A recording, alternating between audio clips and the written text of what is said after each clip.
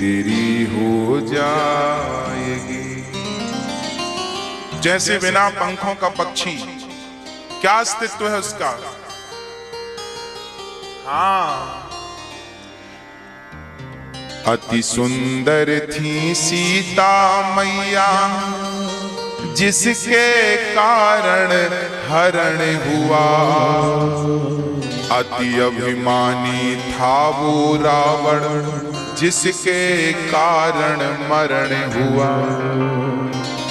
अति अति ना करना बंदे, इति तेरी हो जाएगी। बिन पंखों के पक्षी जैसी गति तेरी हो जाएगी। अति कहीं ना हो, नहीं फिर इति। सुखदेव भगवान कहते हैं हमें संसार में मन नहीं लगाना, हमें तो भगवान में मन लगाना है, और चले गए। ऐसे सुखदेव भगवान को प्रणाम करते हैं, है ना प्रिय भक्तों। सुखदेव भगवान के बाद बद्री स्वयं सभी साधु, सभी सौनक आदि ऋषि बैठे हैं नैमिषारण्य में, जहां सूत जी का आगमन हुआ। सूत जी को देखते ही सब खड़े हो गए, और सूत जी ने सबको बैठने को कहा, ऊंची आसन पर बिठाया सूत जी को। सभी ने उनका वंदन किया, स्वागत किया। सारे ऋषियों ने, सौनक आदि ऋषियों ने प्रश्न किया, महाराज भक्ति ज्ञान विराग आपतो विवेको वर्धते, महान माया मोह निराशश्च वैष्णवै क्रियते कथम। आप हमें ऐसी कथा सुनाओ जिससे भक्ति बढ़े, ज्ञान बढ़े, वैराग्य बढ़े।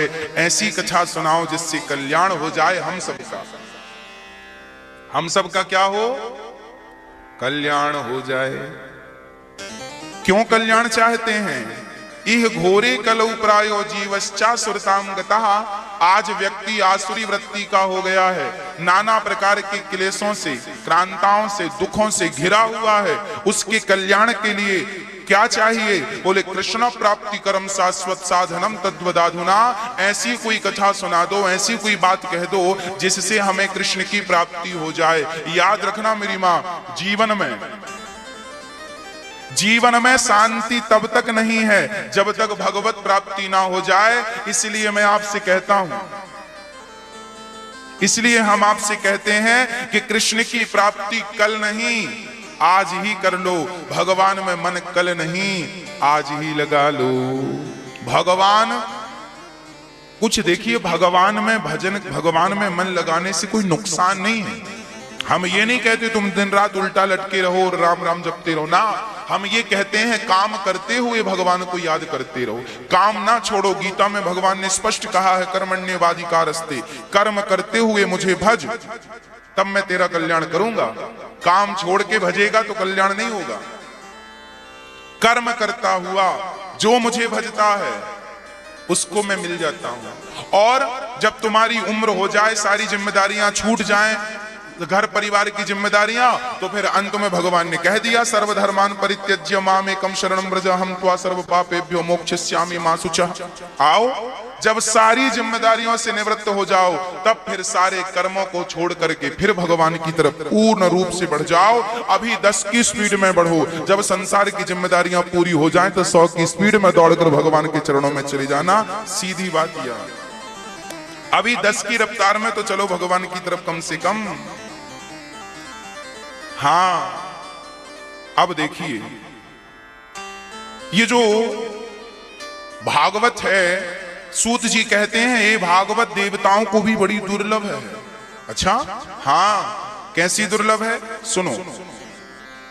एक बार शुकताल में कथा चल रही थी, सुखदेव भगवान राजा परीक्षित को कथा सुना रहे थे। उसी क्षण देवराज इंद्र अमृत का कलश लेकर आए और अमृत लेकर आकर बोले, महाराज ये स्वर्ग का अमृत राजा परीक्षित को पिला दो ताकि इनकी मृत्यु ना हो, 7 दिन में मरने का श्राप लगा है, और ये भागवतामृत आप हमें पिला दो।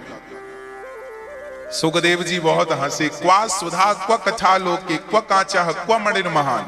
कहां कांच का टुकड़ा, कहां मणि? आपके स्वर्ग का अमृत है कांच का टुकड़ा, और हमारी कथा है मणि। कांच का टुकड़ा लेकर अपनी मणि भला कौन देगा? इसे समझदार तो नहीं कहेंगे। हम अदला बदली एवं विनिमय जाते, अदला बदली वहां होती है जब वस्तु बराबरी की हो। आपके स्वर्ग देखिए, स्वर्ग का अमृत भी भागवतामृत के सामने फीका है। स्वर्ग के अमृत से भागवत की कोई तुलना नहीं है। कैसे और क्यों? क्योंकि स्वर्ग का अमृत कोई पी ले तो अमर तो हो जाएगा, स्वर्ग तो मिल जाएगा, परंतु उसे भगवान नहीं मिलेंगे।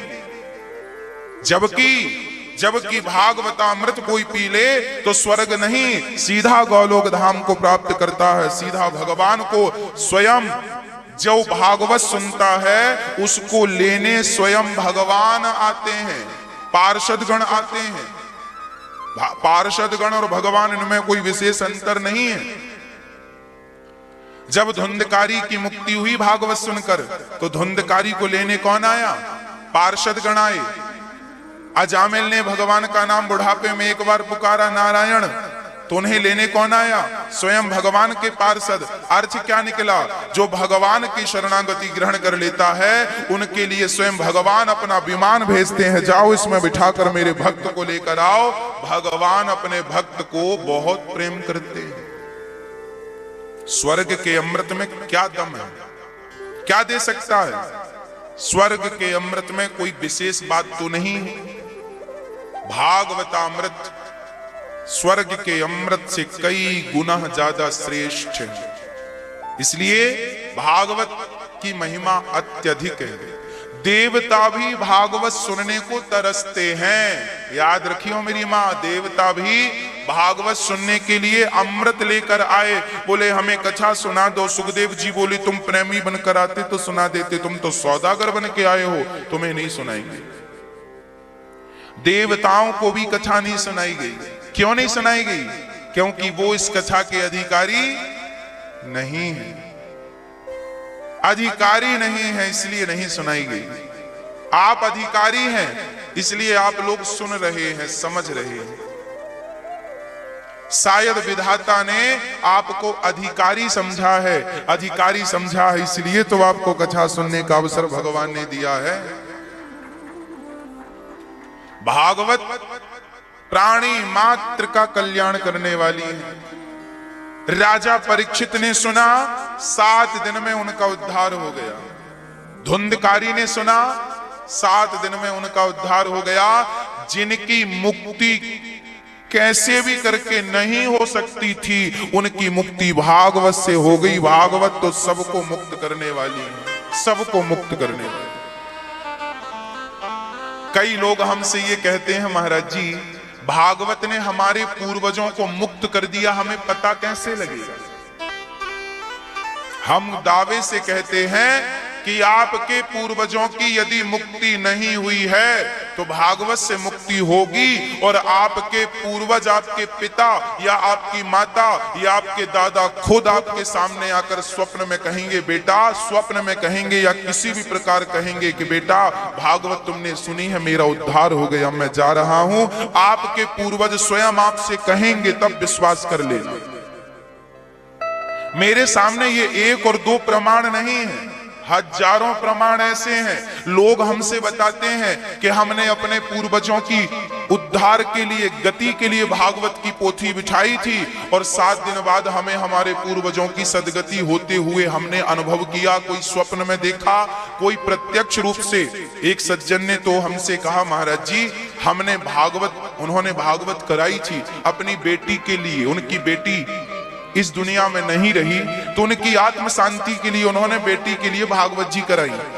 तो उन्होंने देखा कि 4थे दिन की कथा में जब वो सुन रही थी, सामने बैठे जैसे आप सुन रहे हैं, तो उन्होंने देखा कि व्यास गद्दी के पास ही बैठकर उनकी बेटी उनको दिखी, एक झलक दिखी और अंतर्धान हो गई।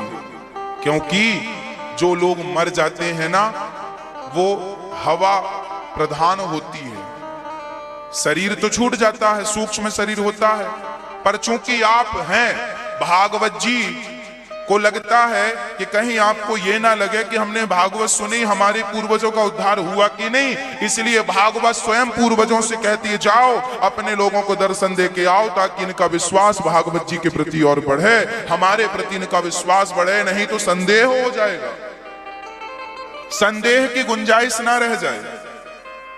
कितनी ऐसी बातें हैं,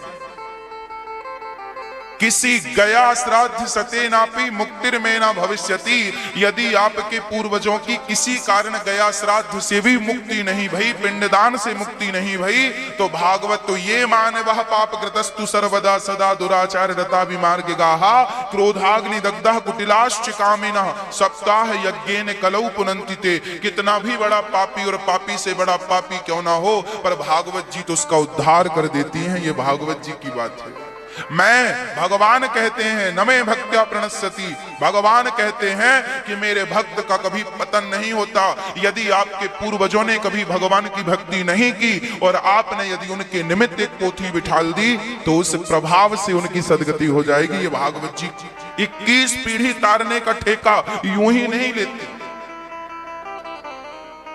21 पीढ़ी को तारने की सामर्थ्यता भागवत जी के अंदर है।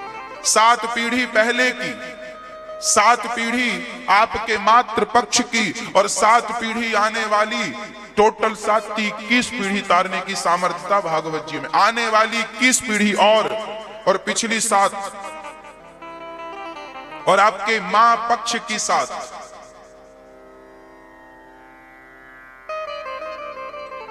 इसलिए भागवत प्रमाण से है, कोई ऐसा नहीं कि लिख दिया गया, किसी ने यूं ही लिख दिया हमने यूं ही ना, ये प्रत्यक्ष भगवान है मेरी मां। जैसे प्रहलाद ने कहा कि इस खंबे पर भगवान है, तो हिरण्यकश्यप ने प्रहार करके देखा कि नहीं, ट्राई प्रमाण मांगा ना। प्रहलाद ने कहा भगवान है, उन्हें तो दिख रहा था, दिख रहे थे। हिरण्यकश्यप ने तलवार मारी और खंबा टूटा, तो नरसिंह भगवान निकले। क्यों निकले? इसलिए निकले कि यदि नहीं निकलूंगा तो मेरे भक्त की बात झूठी पड़ जाएगी, भक्त की बात झूठी ना हो, इसलिए भगवान प्रकट हो गए। भागवत की बात झूठी ना हो, इसलिए भागवत जी आपके पूर्वजों को तार देती हैं, कहीं भागवत जी झूठी ना हो जाए। इसलिए भक्त को भगवान कभी झूठा नहीं होने देते।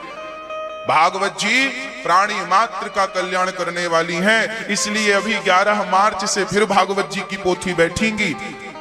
हर बार 108 पोथी बैठती हैं। आप भी 108 अष्टोत्तर में पोथी में अपना नाम लिखा सकते हैं। ये सुविधा इसलिए है ताकि आप किसी कारणवश आपकी पूर्वजों की सदगति ना हुई हो, तो इस भागवत जी से उनकी सदगति हो जाए। हाँ, हम तो चाहते हैं सबकी सदगति हो, सबका कल्याण हो। हमारा सनातन धर्म विश्व का कल्याण हो, ये जयकारा लगाता है। हम सबका कल्याण चाहते हैं। हम तो शमशान में जाकर भी भागवत जी का पाठ कर लेते हैं, शमशान में जाकर भी भागवत जी सुना देते हैं, ताकि भूत प्रेत जो वहां पर है, किसी कारणवश उनके बच्चों ने नहीं कराया, तो भागवत का एक शब्द यदि चींटी के कान में पड़ गया तो उसका भी उद्धार कर देगा। ये भागवत जी का प्रमाण है। शमशान में यदि भागवत जी हो जाए तो यहाँ जितने भूत प्रेत यदि भटक रहे हैं, किसी ना किसी योनि में उनका उद्धार नहीं हुआ, तो उनका उद्धार भागवत जी से हो जाता है। ये भागवत जी है। ये धुंधकारी का उद्धार हो गया, प्रेत बना घूमता था। परीक्षित जैसे राजाओं का उद्धार हो गया। अरे भाई, और तो सब ठीक है, एक बार भक्ति महारानी दुखी पड़ गई, ज्ञान वैराग्य मूर्छित हो गए। नारद जी आए, अरे भक्ति क्या हुआ, आप उदास क्यों हैं? महाराज क्या बताएं, इस कलयुग में हमारे दोनों बच्चे बुढ़े हो गए, ज्ञान वैराग्य मूर्छा में पड़े हैं। इनकी मूर्छा कैसे टूटेगी, हमारा दुख कैसे दूर होगा? हम तो फिर भी युवा हो गई, जवान हो गई, पर हमारे बच्चे बुढ़े के बुढ़े रह गए। नारद जी बोली अब क्या करें? तब आकाशवाणी हुई। पहले तो गीता वेद वेदांत घोषिष्य गीता पाठिर मुहुर्मुहु गीता वेद पुराण सब सुनाए नारद जी ने, पर उन्हें मूर्छा दूर नहीं भई। तब नारद जी ने सूर्य भगवान आकाशवाणी हुई कि भागवत सुनाओ इन लोगों को। समझिएगा, भक्ति, ज्ञान और वैराग्य तीनों जब दुखी थे तो इन तीनों को नारद जी ने हरिद्वार में सनकादियों से भागवत करवाई। श्रोता बन के नारद जी बैठे, हजारों संतों की भीड़ आई और वहां पर जब भागवत प्रारंभ हुई तो भागवत की महिमा सुनते ही भक्ति ज्ञान वैराग्य का दुख दूर हो गया। ये वो भागवत है जो स्वयं भक्ति ज्ञान वैराग्य का दुख दूर करने की ताकत रखती है। भागवत जी सबके दुख को दूर करने की ताकत रखते हैं। ये वो भागवत है जिनको सुनकर हजारों लोगों का हृदय परिवर्तित हो गया। ये वो भागवत है जो सुन ले 7 दिन बड़े भाव से, तो मैं गारंटी लेता हूं, स्टाम्प पर लिख कर दे सकता हूं कि कोई जो भगवान को कभी नहीं मानता था, नास्तिक से महानास्तिक व्यक्ति भी यदि भागवत में 7 दिन बैठ जाए, 7 दिन बाद वो आस्तिक ना हो जाए तो आप जो सजा दोगे मंजूर हो जाएगी। आपका बेटा बिगड़ा है, महा बिगड़ा है, कुसंग में पड़ चुका है, बहुत बिगड़ गया है। मेरी माँ, मैं गारंटी लेता हूं आपके बेटे की, आपके पति की, आपके पड़ोसी की, वो लोगों की जो बिल्कुल रास्ते से भटक गए हैं, गलत मार्ग अपना चुके हैं, 7 दिन उन्हें मेरे सामने बिठा दो, 7 दिन में वो बदल ना जाए, उन्हें सुधार कर मैं आपको वापस ना कर दूं तो आप कहना ये ताकत भागवत जी की है, ये शक्ति भागवत जी की है। ले आओ दुनिया के महान कुसंगियों को मेरे सामने, ले आओ दुनिया के महान बिगड़ैल लोगों को मेरे सामने। 7 दिन में, मात्र मुझे 7 दिन का ये ऑपरेशन मात्र 7 दिन का है। 7 दिन में आपके अंदर का सारा ज्ञान निकालकर भगवत कृपा से केवल प्रेम का प्रकाश होगा, भक्ति का प्रकाश होगा और आपका हृदय परिवर्तित हो चुका होगा, आपको पता ही नहीं लगेगा। ये भागवत का दावा है। हम बोलते हैं आपसे, अपने बच्चों को सुनवाया करो कथा उनको ही सुननी चाहिए जो रास्ता भटक चुके हैं। रास्ता भटक गए हैं उनको तो बहुत जरूरत है भाई, दवाई की जरूरत उन्हें ज्यादा है जो बीमार पड़े हैं। जो बीमार नहीं है उन्हें दवाई की जरूरत क्या है? आप लोग सुन रहे हैं तो आपका भगवत प्रेम बढ़ेगा, भगवत भक्ति बढ़ेगी, और जो लोग बिल्कुल नास्तिक थे, रास्ता भटक चुके थे, उन्हें तो नई ऊर्जा मिल जाएगी, नया रास्ता मिल जाएगा, जीने की नई आशा मिलेगी। कितने लोग हैं मेरी माँ, कितने ऐसे लोग हैं, ऐसी मेरी माएं हैं, बहनें हैं, बच्चे हैं, ऐसे लोग हैं जो कहते हैं हम बस मरने जा रहे थे, आत्महत्या का प्लान था, पर टीवी पर साधना चैनल पर उन्होंने भागवत सुन ली।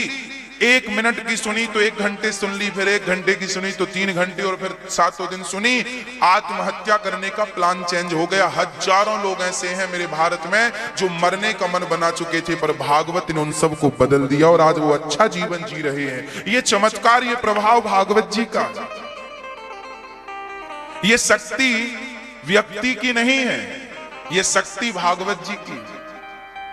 हजारों लोग भक्ति के पथ पर आ चुके हैं, अग्रसर हो चुके हैं, हजारों लोगों को जीवन बदल चुके हैं इस कथा से। इसलिए इस कलिकाल में और कोई दूसरा सहारा नहीं है, केवल भागवत जी ही हम सबका सहारा है, क्योंकि भागवत ही भगवान है। जब तक भागवत नहीं सुनोगे, याद रखना मेरी माँ, बिहारी जी के दर्शन आपने 1000 बार किए होंगे, पर भागवत जी सुनने के बाद जब आप बिहारी जी का दर्शन करोगे ना, तो 1000 बार आपने वो दर्शन किए हैं अपने से, उन दर्शन का आनंद, और भागवत सुनने के बाद जो दर्शन होगा उसका आनंद ही कुछ और होगा। विश्वास ना हो तो करके देख लेना। भागवत भगवान के चरणों में प्रीति बढ़ाती है। भगवान को कौन जानता है? यदि भगवान की कथाएं, राम की कथा ना हो तो राम का परिचय कौन देगा? कृष्ण की कथा ना हो तो कृष्ण का परिचय कौन देगा? एक्चुअली भागवत तो भगवान कृष्ण का परिचय है। राम कथा, रामायण और रामचरितमानस तो भगवान श्री राम का परिचय। एक व्यक्ति से आप मिलेंगे, हमारे पास हमारे देश के राष्ट्रपति आकर खड़े हो जाएं और हमें पता ही ना हो कि ये राष्ट्रपति हैं, तो क्या आप और हम उनका सम्मान करेंगे? क्योंकि हमें तो पता ही नहीं कि ये व्यक्ति कौन है। सामान्य कपड़ा पहनकर सामान्य व्यक्तियों की तरह बाजू में आकर हमारे पास राष्ट्रपति जी खड़े हो जाएं, तो क्या हम और आप उनका सम्मान करेंगे? क्यों नहीं करेंगे? क्योंकि हमें उनके बारे में जानकारी नहीं थी। जब जानकारी होगी कि ये हमारे भारत के राष्ट्रपति हैं, तो सम्मान हम उनका सम्मान करेंगे। उसी प्रकार भागवत तो भगवान का परिचय कराती है कि ये कौन है जिन्हें तुम देखने जा रहे हो, ये कौन है। ये पूर्ण रूप से परिचय है, जन्म से लेके आखिरी तक का भगवान का परिचय है। भागवत ईश्वर का परिचय है। भागवत सुनने से भगवान के चरणों में भक्ति बढ़ती है। सिर्फ भक्ति नहीं, भक्ति ज्ञान विराग आप तो विवेको वर्धते महान। भक्ति ज्ञान वैराग और विवेक भी बढ़ता है। ये भागवत जी बढ़ाने वाली हैं, ये कल्याण करने वाली हैं। इसलिए श्रद्धा से एक बार कोई इन्हें अपनाए तो कल्याण हो जाता है। हाँ, ये भागवत है। इसलिए हम कहा करते हैं कि भागवत जी से प्रीति करना सीख लो। ये भागवत नहीं है, ये प्रत्यक्ष भगवान है। यही भगवान है। शब्द ही ब्रह्म है।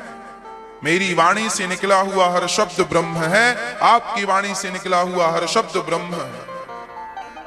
हर कितना है कि आपकी वाणी से जो शब्द निकलते हैं वो शब्द भागवत के नहीं है, गीता के नहीं है, इसलिए उन शब्दों में जान नहीं है। पर जो शब्द गीता के हैं, जो शब्द भागवत जी के हैं, वो शब्द तो प्राणी मात्र को नर्क से ले जाकर स्वर्ग की ओर कर देते हैं। आपके शब्दों में, सामान्य शब्दों में इतनी ताकत है, आप किसी को गाली दे दीजिए, अपने आप झगड़ा चालू हो जाएगा। आप बहुत सारे लोगों के देखिए शब्दों में ये जान है कि झगड़ा करा सकते हैं। शब्द ऐसे हैं बाग लगा सकते हैं, और शब्द ऐसे हैं कि आग लगा सकते हैं। शब्द से बाग लगता है और शब्द से आग लगती है। अब बाग लगाना है कि आग लगाना है, मर्जी आपकी। संसार की बातों को करने से आग लगती है और भगवान की बातें करने से बाग लग जाता है। बाग लगाना है कि आग लगाना है, मर्जी आपकी। ये शब्द ही तो हैं जो हृदय तक पहुंच के और आपके हृदय में भगवत प्रेम जागृत कर देते हैं, भगवत भक्ति जागृत कर देते हैं। जब हम भगवान की कथा सुनते हैं तो आंखों से झरझर आंसू गिरने लगते हैं। जब उद्धव चरित्र सुनते हैं, सुदामा प्रसंग सुनते हैं, तो हृदय द्रवीभूत हो जाता है, रोमांचित हो जाता है शरीर। ये भागवत के शब्द ही तो हैं जो आपके रोंगटे खड़े कर देती हैं। हाँ प्रिय भक्तों, भक्ति महारानी का दुख दूर हो गया। नारद जी कथा सुनवाए, सनकादियों ने कथा सुनाई, और भक्ति महारानी को सनकादियों ने केवल महिमा सुनाई। सदा सेव्या, सदा सेव्या श्रीमद् भागवती कथा, यस्याः श्रवण मात्रेण हरिश्चित्तम समाश्रये। भागवत कितनी बार सुने हम? बोली राम राम रटते रहो। कब तक रटे? जब तक घट में प्राण। क्यों? कभी तो दीन दयाल के भनक पड़ेगी कान। कभी तो सुनाई पड़ेगा ना। भगवान का नाम जपते रहो, कथाएं तब तक सुनो। अरे भाई, हम रोटी कब तक खाते हैं? पानी कब तक पीते हैं? बताओ हमें पानी कब तक पीना है? बोलो मेरी मां, बोलो। जब तक हम जीवित हैं, जब तक जीवित हैं तब तक हम पानी पीते हैं। जब तक जीवित हैं तब तक हमें रोटी भोजन चाहिए कि नहीं? प्राण निकलने के बाद तो भूख प्यास खत्म, पर जब तक जीवन है, जब तक जीवन है तब तक पानी। कई लोग तो आखिरी सांस में पानी मांगते हैं, पानी डाल दो 2 बूंद, गंगा जल डाल दो 2 बूंद। हमारी जरूरत पानी है। जैसे आखिरी श्वास तक पानी की आवश्यकता है, भोजन की आवश्यकता है, उसी प्रकार आखिरी श्वास तक भगवान की कथा और भगवान का नाम हमें सुनना चाहिए, भगवान का नाम जपना चाहिए। यह नाम कल्याणकारी है। आखिरी श्वास तक नाम जपो।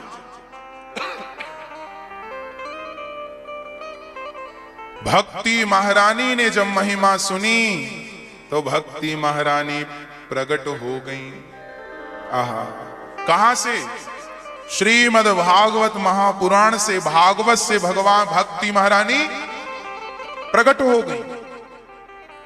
और जब प्रकट भई, याद रखना इस भागवत से ही भक्ति प्रकट होती है, ज्ञान प्रकट होता है और वैराग्य। आप बताइए, आपको ज्ञान मिल रहा है कि नहीं भागवत से? भक्ति मिल रही है कि नहीं भागवत से? और वैराग्य भी होगा धीरे से। भागवत से ही भक्ति ज्ञान वैराग्य प्रकट होते हैं। इस दुनिया में आज कहीं भक्ति ज्ञान वैराग्य मिलेंगे तो केवल भागवत। ये जो भक्त हैं इनके हृदय में जाकर बैठ जाओ। भक्ति सबके हृदय में जाकर बैठ गई। अद्भुत चर्चा है। पश्चात नारद जी को एक संदेह हुआ।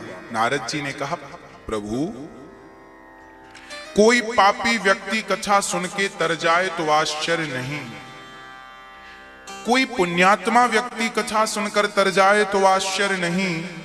जिसने जीवन भर पाप किया है, क्या ऐसा व्यक्ति भागवत से तरेगा? बोले, हां, कितना भी बड़ा पापी क्यों ना हो, भागवत पापी से पापी व्यक्ति को तार ही देती है। पापी को क्या करती हैं? तार देती। किसी को तारा? हां, धुंधकारी नाम का एक व्यक्ति था। आत्मदेव जी नाम के एक पंडित जी थे, उनकी संतान नहीं थी। बड़े ताने सुन सुन के लोगों के घर से निकल गए, जंगल में मरने के लिए। एक महात्मा जी मिले। महात्मा जी ने पूछा, कथम रोदसी विप्रत्वम काते चिंता बलियसी बदत्वम सत्वरम मह्यम स्वस्य दुखस्य कारणम। बदत्वम, भगवान क्या हुआ, रोते क्यों हैं? तब उन्होंने कहा, महाराज, हमारे धिक जीवितम प्रजाहीनम धिक गृहम च प्रजा विना। धिक्कार है मेरे जीवन को, मेरी संतान नहीं है। संत बड़े हंसे, राम राम। हमें लगा जंगल में भगवान के लिए रो रहा होगा, पर तू तो बेटे के लिए रो रहा है। क्यों? रोना एक ही प्रकार का है, पर अर्थ दो हैं एक ही रोने के। भाई, कोई कैसे भी रोए, पर आंसू तो आंखों से ही निकलने हैं। अब कोई बेटे के लिए रोए या कोई भगवान के लिए रोए। इसलिए कहता हूं, बेटों के लिए रोकर अपने आंसू खराब ना किया करो, भगवान के लिए रोया करो। दो आंसू भगवान के लिए भी बहाया करो, भगवान की याद में। संसार इतना बहुत है आपके पास, जितना मिला है सब कुछ मिल गया ना। बेटा भी है, बेटी भी है, पति भी है, पत्नी भी है, परिवार भी है, पैसा भी है, प्रतिष्ठा भी है। अब सब हो गया है। अब थोड़ा भगवान की तरफ बढ़ो और भगवान को पाओ। भगवान के लिए रो, उनके लिए रोएंगे तो काम बनेगा। इसलिए रोया करिए भगवान के लिए। बेटों के लिए मत रोइए, बेटों के लिए रोने से कोई फायदा नहीं। आज बहुत लोग रोते हैं, महाराज जी बेटा नहीं है, बेटा नहीं है, बेटा। अरे भाई, हो भी जाएगा तो क्या कर लोगे? बेटा बेटी काम नहीं देने वाले। बेटा बेटी तो आजकल भाग जाते हैं अमेरिका, हम तो वहीं रहेंगे, वहीं जॉब करेंगे, अपनी फैमिली को वहीं रखेंगे। माता पिता बेचारे बुढ़ापे में अकेले भूखे प्यासे तड़प तड़प कर मर जाते हैं। बेटों का इंतजार करते हैं। बहुत सारे बच्चे तो ऐसे हैं, माँ की चिता पे आग लगाने भी वक्त पे नहीं आ पाते। काम करने गए हैं, पैसा कमाने गए हैं, पता नहीं क्या करेंगे पैसों का। माँ के लिए समय नहीं था, बाप के लिए समय नहीं था। ऐसे पैसे का करोगे क्या? क्यों भाग रहे हो भाई इतना पैसों के पीछे? क्या करोगे जोड़कर संपत्ति? शांति तुम्हें मिल नहीं रही है, पैसों को करोगे क्या? पैसे भी व्यक्ति इसलिए कमाता है ना, थोड़ा शांति मिले, पर आजकल पैसों में शांति कहाँ है? शांति सेवा में है सबसे। आप याद रखना मेरी मां, आपके पास 1 लाख रुपए हो, आपके बैग में, आपके झोले में, आपके झोले में 1 लाख रुपए हैं, तो आपके पास 1 लाख रुपए हैं, इसमें जितनी खुशी है आपको, उसमें से आप 100 रुपए का किसी को भोजन करा दोगे। 1 लाख रुपए में से जब आप किसी भूखे को भोजन कराओगे तो भोजन कराने में जो सुख आपको मिलेगा वो सुख आपको लाख रुपए जेब में रखने से नहीं मिलेगा। एक 100 रुपए का भोजन किसी को पेट भर करा दोगे, उसमें ज्यादा सुख है। उससे आपको संतुष्टि मिलती है कि चलो हमारा पैसा हम किसी के काम आ सके।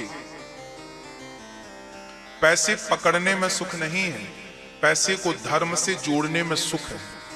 इसलिए जैसे भी हो धन को धर्म से जोड़ने का प्रयास कीजिए। आज का व्यक्ति सुखी क्यों नहीं है, आज के व्यक्ति को शांति क्यों नहीं है? क्योंकि उसके पास पैसा है तो जाकर शराब खरीद लाता है, उसके पास पैसा है तो मांस खरीद लाता है, मांस खाता है, शराब पीता है। जो व्यक्ति अपने धन से मांस और मुर्गी खरीदेगा और पैसे से धन से शराब खरीदेगा, इस व्यक्ति को जीवन में कभी शांति मिलेगी? इसने अपने धन को अधर्म से जोड़ा है, इसने अपने धन का दुरुपयोग किया है, इसलिए ये शांति को प्राप्त नहीं करेगा। और 100 रुपए आप किसी भूखे को भोजन करा देंगे तो आपको दिन भर शांति मिलेगी। वाह, आज हमने किसी प्रकार से अपने धन को धर्म से जोड़, ये धर्म है, यही धर्म है, इससे बड़ा कोई धर्म नहीं होता। इसलिए धन को किससे जोड़ना है? धन को धर्म से जोड़ना है। धन, याद रखना मेरी मां, धन से शांति कम, अशांति ज्यादा बढ़ती है। धन का स्वभाव है, जितना धन आएगा उतना लोभ बढ़ेगा। धन का स्वभाव यही है, जितना वो आता है उतना लोभ बढ़ाता है। और धन आता है तो केवल लोभ नहीं बढ़ाता, धन आता है तो अहंकार को भी लेकर आता है। धन अकेला कभी नहीं आता, धन आएगा तो लोभ को संग लेके आएगा। धन आता है तो लोभ और अहंकार, ये दो तो उसके बेस्ट फ्रेंड हैं। धन के दोस्त कौन? लोभ और अहंकार। धन बोला चलो आज राम सिंह के घर चलते हैं, धन बोला चलो आज राम सिंह के घर चलते हैं, तो लोभ बोला क्यों, हमें तो राम सिंह ने बुलाया नहीं है। अरे धन बोला तुम हमारे साथ चलो। जैसे दुल्हा के संग बाराती बहुत सारे आ जाते हैं, है ना, उसी प्रकार धन तो लोभ अपने साथ लाता है और साथ में फिर अहंकार, अहंकार है।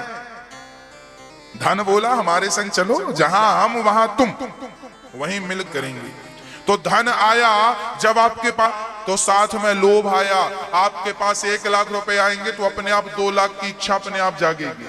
2 आ जाते, 2 आएगा तो 4 की जागेगी। 1 करोड़ आ जाए तो 2 करोड़ की इच्छा अपने आप जाग जाएगी। लोभ जाग रहा है, हाँ या ना? बोलो हाँ या ना?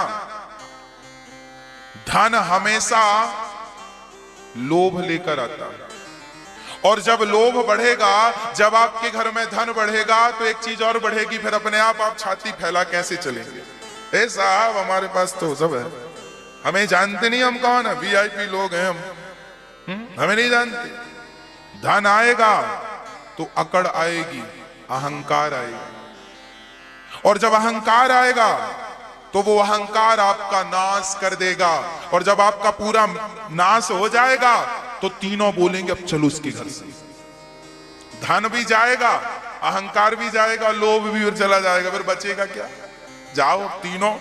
धन, याद रखना, जो व्यक्ति अपने धन का दुरुपयोग करता है उसके घर में तीनों आते हैं। पर जो व्यक्ति धन को पाकर धर्म से जुड़ा रहता है तो उसके जीवन में अहंकार उसका बाल भी बांका नहीं कर सकता। जो व्यक्ति धन को धर्म से जोड़ता है, जो व्यक्ति अपने आप को भगवान से जोड़कर, जो व्यक्ति भगवान को भूल जाते हैं ना, ये धन उसी को मजा चखाता है, रोड में लाकर खड़ा कर देता है। और जो भगवान में जुड़े रहते हैं, धन से धर्म करते रहते हैं, भगवान की ओर बढ़ते हैं, उनका धन दिन दूना रात चौगुना बढ़ता ही जाता है, उनके नाश की कोई संभावना नहीं। रावण जैसे दिग्गजों का नाश हो गया अहंकार के कारण। रावण के पास धन था, सोने की लंका थी तो धन था। अच्छा, रावण के पास धन था तो फिर रावण को लोभ आया, सीता और मिल जाती। क्या मिल जाती? धनी व्यक्ति धन पाता है तो स्त्रियों की तरफ भागता है। धन अक्सर, मैं सबकी बातें नहीं कर रहा हूं, अधिकाधिक लोगों की बात करता हूं। धन, यदि आपके अंदर धर्म नहीं है, आप आध्यात्म से नहीं जुड़े, तो आपका धर्म सीधा आपको सुरा और सुंदरी से जोड़ देगा। यदि आप आध्यात्म से जुड़े हैं तो फिर आपका धन आपको भागवत से, सत्संग से, कीर्तन और भजन से, सेवा से जोड़ेगा। और ये आप कीर्तन भजन सेवा से नहीं जुड़े, आध्यात्म नहीं है आपके भीतर, भगवत भक्ति प्रेम नहीं है, तो अपने आप आपका धन सुरा और सुंदरी, रावण का धन, उसको कहां से जोड़ता है? सीता को पकड़ के ले आते हैं, चोरी कर लेते हैं। नहीं मिलती है, यदि मन माने ढंग से तो उठा लेते हैं। रावण गया, लोभ आया, सीता को उठा कर ले आया, और जब सीता माता को लाया तो फिर अहंकार आया ना, अभी नहीं, अभी अशोक वाटिका में रखा है। और जब किसी ने बोला कि ये सीता राम की पत्नी है, रावण तुम सीता को लौटा दो, वो राम भगवान है, तुम्हारा नाश कर देंगे, तो रावण क्या बोला? अरे हमें जानता नहीं, हम तो खुद इंद्र को पराजित कर चुके हैं, और सोने की लंका हमारी है, हमारे पास वैभव की कमी नहीं है, और हमारे पास तो बहुत सैनिक हैं, हमारी सेना, हमारे पास योद्धा है, हम बहुत बलवान हैं। लो, पहले धन आया तो फिर लोभ आया, सीता को चुराया, और लोभ आया तो अहंकार भी आ गया। राम को कुछ समझता ही नहीं था, रावण अहंकारी था, वो अपने आप को भगवान माने बैठा। और जब अहंकार आया तो रावण को राम ने नहीं मारा मेरी मां, रावण को उसके अहंकार ने मार डाला है। रावण को हनुमान जी ने हनुमान जी कौन है? रावण के गुरु शंकर जी हैं, और हनुमान जी रुद्र अवतार हैं, 11वें रुद्र हैं, हनुमान जी गुरु हैं। हनुमान जी गए हैं, रावण मैं उस राम का दास हूं जिस राम की तुमने सीता माता को चुराया है, मेरी मां है सीता, और तुमने गलत किया। एक काम करो, अभी अपने साथ सीता मां को आगे करके ले जाओ, राम के चरणों में पहुंचाओ और तुम लेट जाओ, राम तुम्हें क्षमा कर देंगे। रावण का गुरु बोल रहे हैं हनुमान जी पर, रावण अपने गुरु की पूंछ में आग लगवा रहा है। ये देखो, उसकी बुद्धि भ्रष्ट हो गई, अपने गुरु की पूंछ में आग लगवाता है। क्या रावण जानता नहीं था कि ये हनुमान जी कौन है? रावण त्रिकालज्ञ था, रावण कोई ऐरा गहरा नत्थु खैरा नहीं था, रावण बड़ा ज्ञानी था वेद पुराण का। रावण क्या जानता नहीं था कि ये शंकर जी के अवतार हनुमान जी हैं? सब जानता था रावण, परंतु मेरी मां, आंखों में जब अहंकार का पर्दा पड़ता है ना, तो व्यक्ति अंधा हो जाता है। ये जो अहंकार है इसे हल्के में मत लेना, ये अंधा कर देता है। रावण जैसा ज्ञानी अंधे हो गए, रावण अंधा हो गया। किस लिए अंधा हो गया? अहंकार ने अंधा कर दिया है।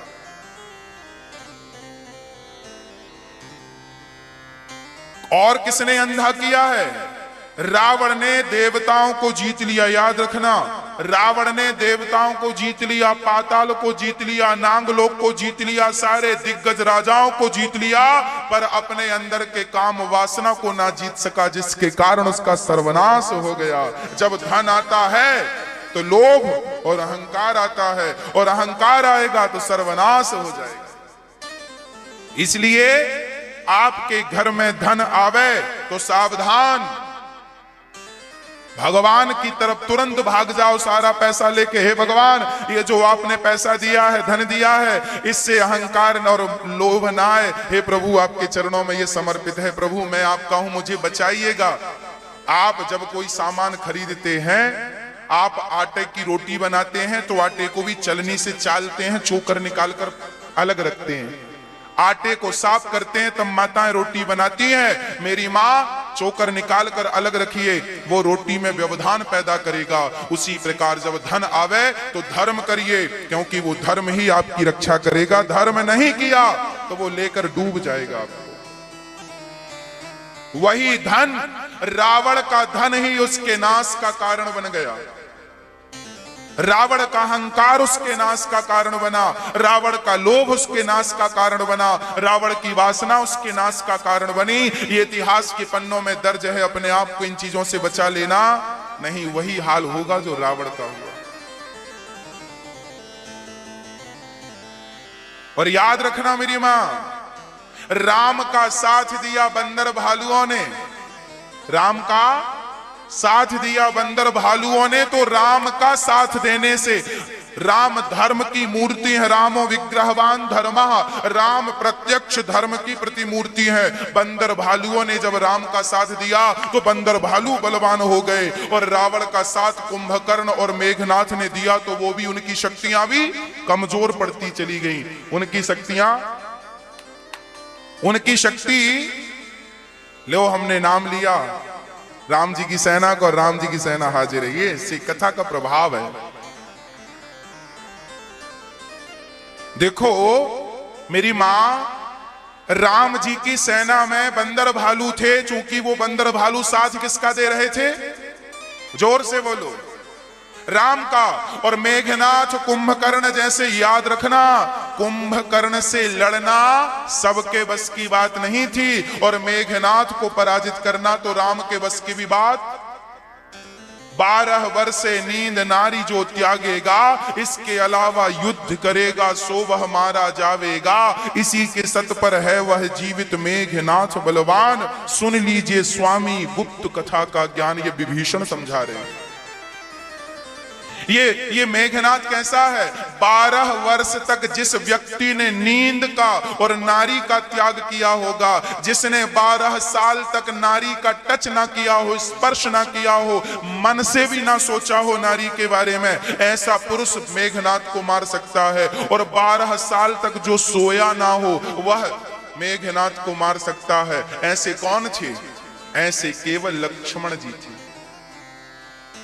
चूंकि मेघनाथ शक्तिशाली था, चूंकि कुंभकर्ण शक्तिशाली था, परंतु ये दोनों रावण का सपोर्ट कर रहे थे, अधर्म का साथ दे रहे थे, इसलिए इनकी शक्तियां कम होती गईं। और बंदर भालू राम के साथ जुड़े थे तो उनकी शक्ति बढ़ती गई, क्योंकि साथ धर्म का था। साथ किसका था? धर्म का। जो धर्म का साथ देगा वो भले कमजोर हो, बंदर भालू में कितनी ताकत होती है, पर धर्म से जुड़ने से उनकी ताकत डबल तिबल 4 गुनी 10 गुनी 50 गुनी होती गई। और वो बंदर भालू उन राक्षसों पर हावी होते गए जिनकी शक्ति, रावण का एक एक योद्धा इंद्र से कम नहीं था। ये भी सुन लीजिएगा, रावण का एक एक योद्धा इंद्र से कम नहीं था, पर मारा गया। क्यों? क्योंकि अधर्म का साथ। इसलिए कहते हैं धर्मो रक्षति रक्षिता।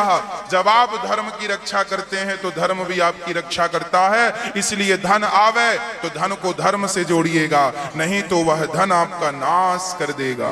धुंधकारी, आज आत्मदेव जी रो रहे हैं, पुत्र नहीं है। संत ने कहा पुत्र के लिए क्या रोता है? ये ले फल खिलाना, पत्नी को बेटा होगा। आत्मदेव जी आए, पत्नी को दिया फल, पत्नी ने नहीं खाया, गाय को खिला दिया और अपने पेट में कपड़ा बांध लिया, कह दिया फल प्रभावशाली है। और कुछ दिनों के बाद उसकी बहन को बेटा हुआ तो पैसे देकर धुंधली ने बेटे को खरीद लिया बहन से, नाम रखा बेटे का धुंधकारी। गाय को फल खिलाया तो गाय को बच्चा हुआ, नाम रखा गौकर्ण। धुंधकारी को मां लाड़ प्यार में बिगाड़ दी। धुंधकारी बोला माँ 2 रुपए दे दो, माँ ने 4 दे दिया, माँ 10 रुपए दो, माँ ने 20 दे दिया, माँ 50 रुपए दो, माँ ने 100 दे दिया। और बिगड़ता गया बच्चा, बिगड़ता गया। मेरी माँ सावधान, ज्यादा लाड़ ज्यादा प्यार तुम्हारे बच्चों को बिगाड़ देगा। जरूरत से ज्यादा लाड़ नहीं, जरूरत से ज्यादा प्यार नहीं। और बच्चों को तो जितना आप तपाओगे उतने बच्चे निखर के आगे आएंगे। बच्चों को तपाया करो। आजकल आप लोग बच्चों को तपाते नहीं है, तपस्या नहीं। तपस्या का अर्थ परिश्रम नहीं है। आजकल बच्चे सुकुमार हो गए हैं, कोई परिश्रम नहीं है, पसीना नहीं निकलता, एसी में बैठ करके बेचारे इतने सुकुमार हैं, एसी के कमरे में बैठ के पढ़ते हैं। जबकि हमारे यहां पढ़ाई कैसी थी, लाइट नहीं थी तो दिया जलाकर पढ़ते थे, सारी पढ़ाई दिन में कर लेते थे, रात के लिए कुछ बच जाए तो दीपक जलाकर पढ़ते थे, नींद खुल जाए फिर पढ़ने लगते थे। अरे शिक्षा को पाने के लिए परिश्रम करना पड़ता है, त्याग करना पड़ता है।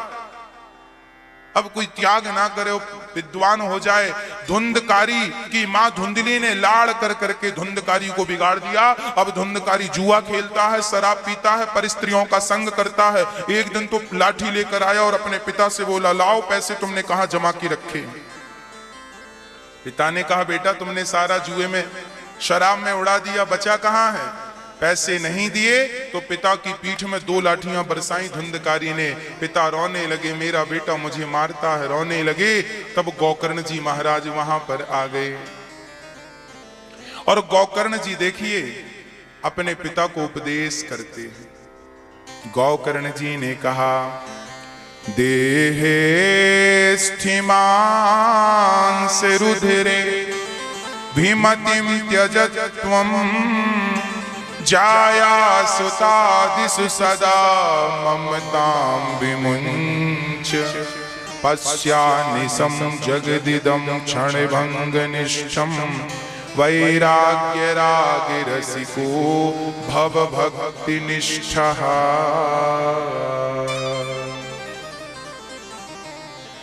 क्या कहा गोकर्ण जी ने? कहा, पिताजी आप रो रहे हैं, मेरे बेटे ने मारा, पत्नी ने धोखा दिया।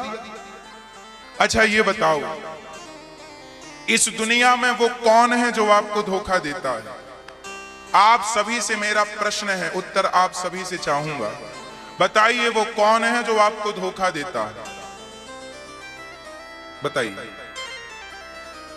जल्दी से बताइए, इतना क्या विचार कर रहे हैं? कौन है वो आपको जो धोखा देता है? बताओ। मेरी मां, मैया जी, ओ मेरी मैया, बताओ कौन है वो जो आपको धोखा देता है? हाँ, चलिए आपके पास उत्तर नहीं है, हम आपको उत्तर देते हैं। आप कहते हैं महाराज जी हमारी पत्नी ने धोखा दे दिया, हमारे पति ने धोखा दे दिया, हमारे बच्चे ने धोखा दे दिया, हमारे पड़ोसी ने धोखा दे दिया, हमारे बिजनेस ने धोखा दे दिया, हमारी गाड़ी ने धोखा दे दिया, हमारे, ये सब तो बाद का है। इसके पहले क्या है? इसके पहले ये है कि ये जो आपका बढ़िया सा शरीर है, हाँ, आपका ये जो शरीर है, ये शरीर सबसे बड़ा धोखेबाज है। एक दिन आपका शरीर ही आपको धोखा देगा, आपको छोड़कर चला जाएगा। लोग ले जाकर शमशान में जला देंगे। बोलो हाँ या ना? हाँ या ना? आप कहते हैं पत्नी ने धोखा दिया, पुत्र ने धोखा दिया। अरे पत्नी और पुत्र को भूल जाओ, क्या तुम्हारा ये शरीर तुम्हारा साथ देता है? हाँ या ना में जवाब दीजिए। यदि तुम्हारा था ये शरीर तो फिर आंखों में कम दिखने लगा, रोका क्यों नहीं? भाई लोगों को क्यों नहीं रोक रहे? आंखों में कम दिखने लगा, आपने रोका क्यों नहीं? इसका कारण यही है कि आपका शरीर आपका नहीं था। था क्या? आंखों में कम दिखने लगा, आपने रोका क्यों नहीं? हाथ की शक्ति कम पड़ गई, आपने रोका क्यों नहीं? इसका अर्थ यही है कि आपका शरीर आपके पास होता हुआ भी आपका नहीं है। यदि आपका था तो आपको छोड़ कैसे दिया शरीर ने? आपका साथ क्यों छोड़ दिया शरीर ने? क्यों छोड़ दिया? सबसे बड़ा धोखेबाज तो ये शरीर है और एक दिन ये आपको धोखा देगा।